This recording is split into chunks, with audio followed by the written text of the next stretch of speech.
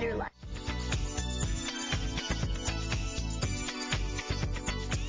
You are still watching Kababayan LA, where today we are still talking about Yaoyan, a form or a kind or a variety of Philippine martial arts. Master Ekin is here on the show. Earlier, he said that Yaoyan stands for Sayaw and Kamatayan, which is the dance of death. And earlier, he also said na mas may action sa Yaoyan, mas fluid, and that's why we're going to have some demonstrations for you today. You mentioned kanina that Yaoyan is actually, it uses a lot. So pwedeng boxing, pwedeng palo, pwedeng kicking, may strike, elbow, then palo, lahat po ng tira po ay nandyan sa Yaoyan. And as a Yaoyan student, let's say for example, may nakita ka ngayon kalaban, how do you decide what to use? Is it possible to just use boxing? Is it just hand striking? Or is it possible na kailangan talaga lahat? Depende po sa sitwasyon. Halimbawa, kung may patalim siya, pwede natin gamitin ang Yaoyan, combat self-defense, for like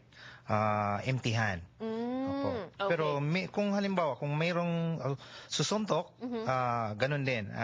Pwede natin i-counter ng sipa or elbow strike. Okay. And I see that you're in your gear. What is this for? This is called pad. This is called the pansmate. And ito po ang ginagamit na sa punches at saka sa kickings. Yung mga palo, elbow strike, lahat dito ay magagamit sa tira ng mga technique ng Yaoyan. All right. Give us some samples of the technique. So this is you're showing us a combination of everything. Okay. Let me see it.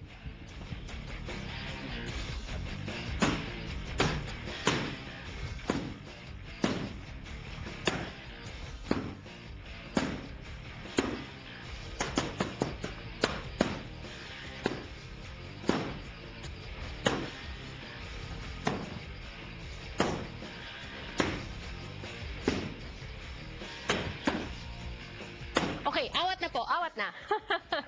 Master Ekin, tunog pa lang parang nasasaktan na ako eh.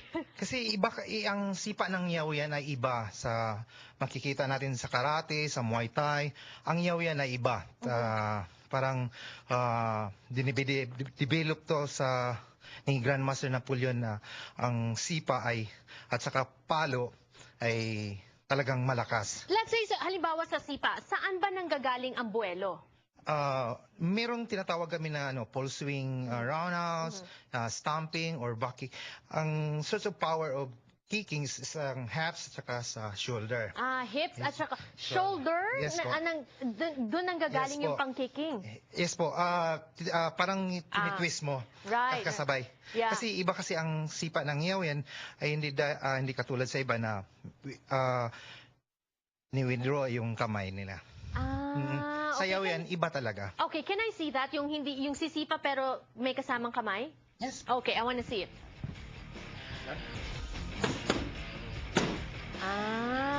Okay. Hindi nila, kasi yung iba, wini-withdraw yung kamay. Dito sa Yaoyan ay iba. Tinutulak yung kamay. Parang follow through. Yeah. Okay. And then there's also another move that I saw earlier, yung knee. Yeah. Oo. Ito yung knee strike. Siya, flying. Flying okay. Pagka nag-knee strike, saan naman kinukuha ang buwelo nun? Yung sa force mode, yung sa hefts mo rin, tapos kasabay lipad, ganun. Okay, I see another apparatus, if you call it. Para saan naman yan? Yun ay dinidevelop dito sa leg kick, yun, or middle strike. Okay. Pwede rin natin magamit sa sipa. Okay, I wanna see. Paano ba yung middle strike? So you have to change. Okay, ako na. Yan. Okay. At ang kasama po ngayon ni Master Ekin is his own son, right? Yes. How long have you been training for Yaoyan? Since I was 9 years old. And ilan taong ka na ngayon? 21. Ayun, matagal na. Okay, let me see that. He's a professional MMA fighter in Cebu. Okay, good. Sige, I wanna see that.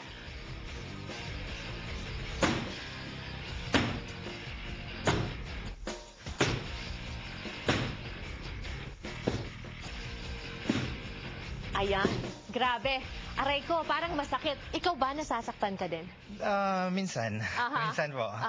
Pero sa training po, nasasanay ka talaga na, na no pain, no gain. Ayan. Okay. Alright. So, go ahead, invite our viewers to join you on Sunday sa PMX. Yeah, sana sa lahat ng Pilipinos dito sa LA, imbitahin ko kayo sa PMX this coming Sunday, November 11, 9:30 a.m. up to 5 p.m. sa Los Angeles Hilton International Ballroom A.